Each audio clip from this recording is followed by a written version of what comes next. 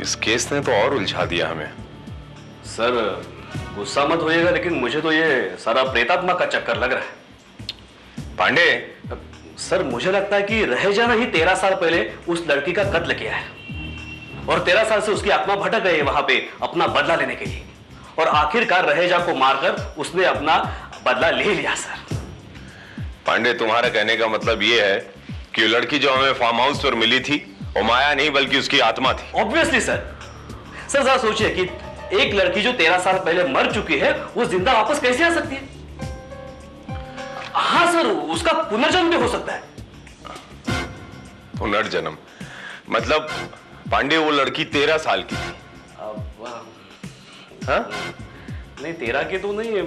नहीं, तुमने उसके पैदा होने से पहले उसका पुनर्जन्म भी करवा दिया। पांडे, तुम पगला गए हो। नहीं, आपके बात में भी दम है सर। देखो पांडे, सबसे पहले तो मैं ये पुनर्जन्म, प्रेत आत्माएं, ये सारी अंधविश्वासों पर जरा भी विश्वास नहीं करता, और तुम भी विश्वास करना छोड़ दो पांडे। नहीं, आपकी बात सही है सर, लेकिन तो फिर ये सब चक्कर क्या है सर? मुझे समझ में नहीं आ रहा। जो भी चक्कर है, ये सारी चीजें,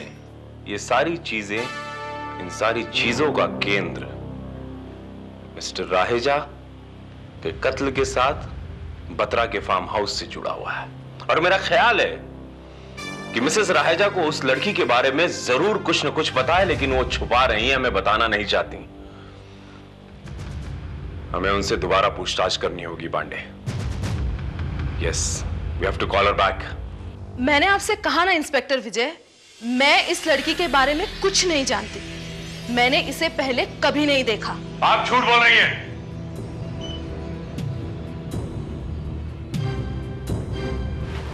आप अच्छी तरह जानती हैं मिसेस राहेजा कि वो लड़की कौन है, लेकिन आप मुझे बताना नहीं चाहती। Am I right? आप मुझे एक बात बताइए इंस्पेक्टर विजय, इससे क्या फर्क पड़ता है कि मैं इस लड़की को जानती हूँ या नहीं? मिसेस राहेजा, कैसे फर्क नहीं पड़ता? इस लड़की का कहीं न कहीं सीधा संबंध आपके पति की हत्या से। और आप ये बात क्यों भूल रही कि मिस्टर राहेजा की जब लाश हमें मिली, उसके बगल में एक कंकाल मिला था, और वो कंकाल किसी और का नहीं, इसी लड़की का था, इसी लड़की का। इसका? लेकिन आपने तो मुझे यह कहा था कि वो वहां आपको जीती जागती मिली थी। यही गुत्थी तो मैं सुलझाना चाहता हूं कि इस लड़की का आपके पति के साथ क्या संबंध था, फार्म हाउस पर ये लड़की वहां क्या कर रही थी। ये सारी चीजें मैं आप ही से जानना चाहता हूं मिसेस रहेजा। मैं आपको सिर्फ इतना बता सकती हूँ कि इस लड़की का नाम माया है और ये फार्म हाउस पर केयर टेकर हुआ करती थी। माया? Care taker? सर यही बात तो उस लड़की ने हमें बताई थी। जब आप ये बात जानती थी मिसेस राहेजा, तो आपने ये बात हमें बताई क्यों नहीं?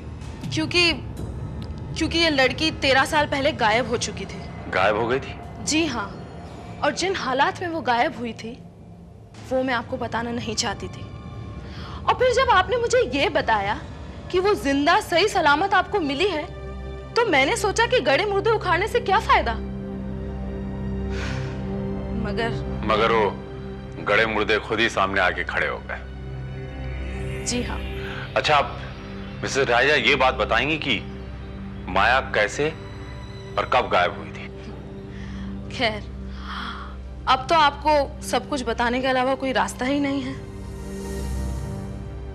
13 साल पहले की बात है, जब बत्रा ने अपने फार्म हाउस पर पार्टी दी थी, तभी मैं उसे पहचानी जब बत्रा हम सबसे उसे इंट्रोड्यूस करवा रहा था। तेरे को मालूम है कृपलानी कि उसके बाद क्या हुआ? क्या हुआ यार? अरे उसके बाद वही हुआ जो होना चाहिए। Sir, I am Maya. Maya? Oh what a beautiful काया। भाई तुम्हारी खूबसूरती के साथ तुम्हारा नाम मेल खाया। अरे क्या चेहरा भाई। यार पता, एक बात तो माननी पड़ेगी यार, तुम्हारा केयर खूबसूरत बात है। By the way miss care taker, क्या आप इस सिर्फ बंगले की केयर करते हैं या फिर मेहमानों की भी? सर, आप कहना क्या चाहते हैं? कौन माया, इन्हें एंटरटेन करना तुम्हारा फर्ज है, because they are my esteem guest. Yes sir, आप लोग क्या लेंगे? आप क्या लेंगे? अरे छोड़ क्या लेंगे?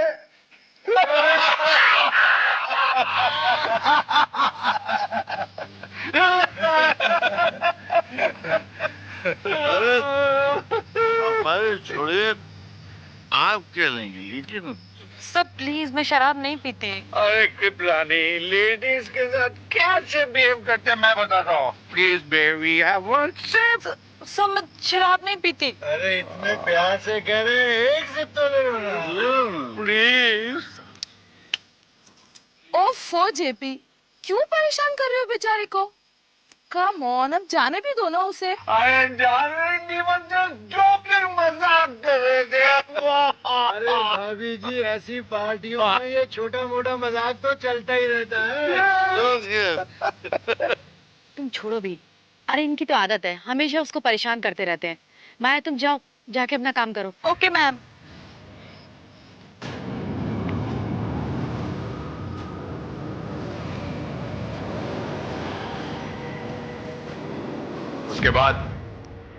उसके बाद तो बस बात वहीं खत्म हो गई। हंसी मजाक चलता रहा और हम अपने खेल में लगे रहे। लेकिन उस रात के बाद मैं ये नहीं जानती थी कि उस लड़की को मैं कभी नहीं देख पाऊंगी। मिसेस रहेजा, तो क्या वो लड़की उसी रात उस पार्टी से गायब हो गई थी? जी हाँ। अपने जहन पर जोर डालिए और जरा याद करिए कि आपने आखिरी बार उस पार्टी में उस लड़की को कब और कहां देखा था? जी, वो हमारी टेबल पर। उस घटना के बाद वो लड़की बिल्कुल नॉर्मल थी और ऐसा लग रहा था कि उसे इन सब चीजों की आदत सी पड़ गई है। चलो।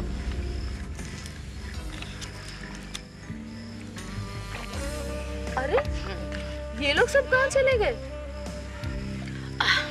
होंगे यही कहीं। तुम क्यों इतना परेशान होती हो? तुम गेम में ध्यान दो, शो करो।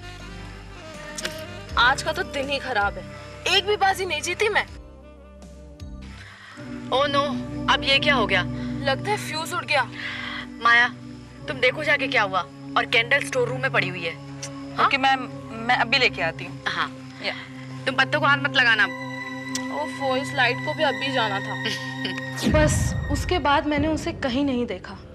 अच्छा मिसेस राहेजा, जब लाइट गई थी तो मिस्टर राहेजा और उनके बाकी के साथी उस वक्त कहां थे? आपको कुछ याद है? ये कहना तो मुश्किल है इंस्पेक्टर विजय, क्योंकि अंधेरे में वो कहाँ थे ये तो कुछ पता नहीं चला। लेकिन जब थोड़ी देर बाद लाइट आ गई थी, उसके बाद मैंने उन्हें आसपास ढूंढा और जब वो फिर भी ना मिले तो मुझे लगा कि वो अपने दोस्तों के साथ ताश की महफिल जमा बैठे हों।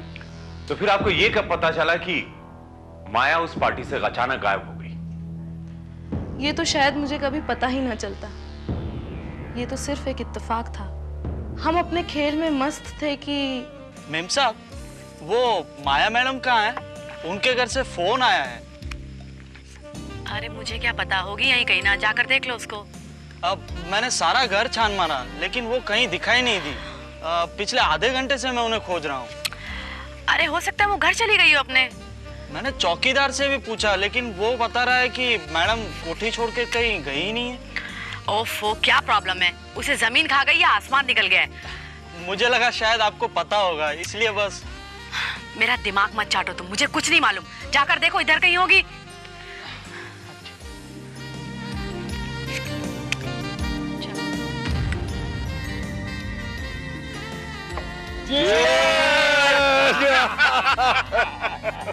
उन सभी बातों ने मुझे उलझन में डाल दिया। मैंने उसे पूरी पार्टी में ढूंढने की कोशिश की, लेकिन वो कहीं भी दिखाई नहीं दी और फिर किसी को भी ये पता ही नहीं चला कि वो कहां चली गई। क्या आपने इस बारे में पुलिस में कंप्लेंट की थी? नहीं, मेरी हिम्मत ही नहीं हुई, क्योंकि मुझे बार बार ये महसूस हो रहा था कि उस लड़की के साथ जो कुछ भी हुआ वो एक बहुत बड़ी अनहोनी थी और मेरा दिल ही मुझसे बार बार कह रहा था कि उसके साथ जो कुछ भी हुआ उसके लिए मेरे पति और उनके दोस्त जिम्मेदार हैं। बस यही सोच के मुझे खामोश रह जाना पड़ा। मिसेस राहेजा, हो सकता है कि आपके दिल से उठने वाली आवाज वो सही थी, सच थी, क्योंकि उसी रात को किसी ने माया की हत्या कर दी थी और उस लाश को बत्रा के फार्म हाउस में कहीं छिपा दिया। शायद यह भी हो सकता है कि वो हत्या करने वाला और कोई नहीं बल्कि आपके पति मिस्टर राहेजा, इसीलिए किसी ने उन्हें जान से मार डाला। लेकिन अगर माया 13 साल पहले मर चुकी है तो फिर वो कौन थी जो आपको फार्म हाउस पे जिंदा मिली थी और जिसने अपना नाम माया बताया था? हो सकता है आपके पति की कातिल। सर, मिसेस रहेजा ने उस लड़की के बारे में हमें कुछ नहीं बताया, इसका रीजन तो समझ में आता है, लेकिन मिस्टर बत्रा, वो तो उस लड़की के बारे में सब कुछ जानते थे, वो उनकी केयरटेकर थी, फिर भी उन्होंने हमें कुछ नहीं बताया उस लड़के के बारे में। क्यों सर? पांडे, वो इसलिए कि उस कांड के बराबर के भागीदार मिस्टर बत्रा भी थे। उस रात को क्या हुआ क्या नहीं, यह हमें बेहतर तरीके से सिर्फ मिस्टर बत्रा बता सकते हैं। Thank you very much Mrs Raheja. चलो पांडे। हुई शाम का ख्याल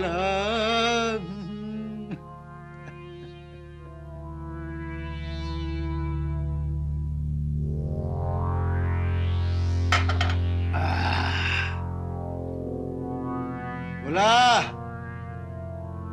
ओ भोला। क्या है साहब? वो तो चला गया, घर में कोनो नहीं है, खाली हम हैं। कोई नहीं है घर में, तू जो है ना, ये ले एक पैग बना के।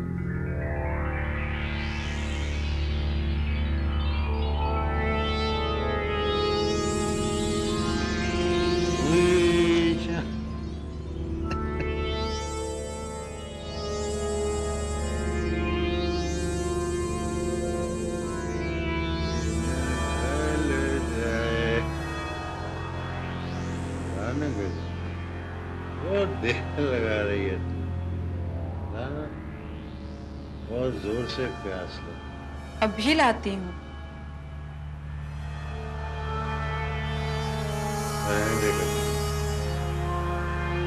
आज शराब से नहीं, कबाब से।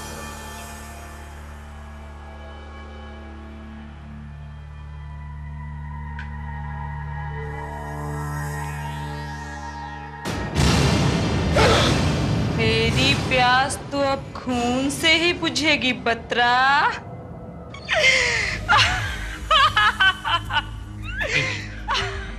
ये नहीं हो सकता, ये नहीं हो सकता। तुम तो मर चुकी हो ना? हाँ बत्रा, लेकिन जब तक तुम लोग जिंदा रहोगे मेरी आत्मा को शांति नहीं मिलेगी, इसीलिए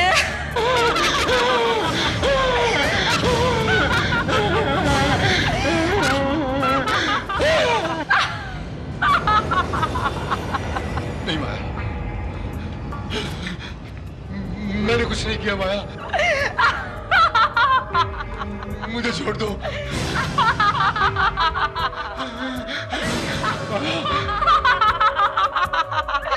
देखो देखो, मैंने कुछ नहीं किया, देखो मैंने कुछ नहीं किया, मुझे माफ कर दो माया। देखो माया, मेरा कोई कसूर नहीं है, देखो, भगवान के लिए मुझे माफ कर दो। भगवान के लिए माफ कर दूं तो मैं तुम्हें भगवान के पास ही पहुंचा देती हूँ बत्रा। माया, मेरा कोई कसूर नहीं है। देखो माया, मेरी बात सुनो, मेरी बात सुनो।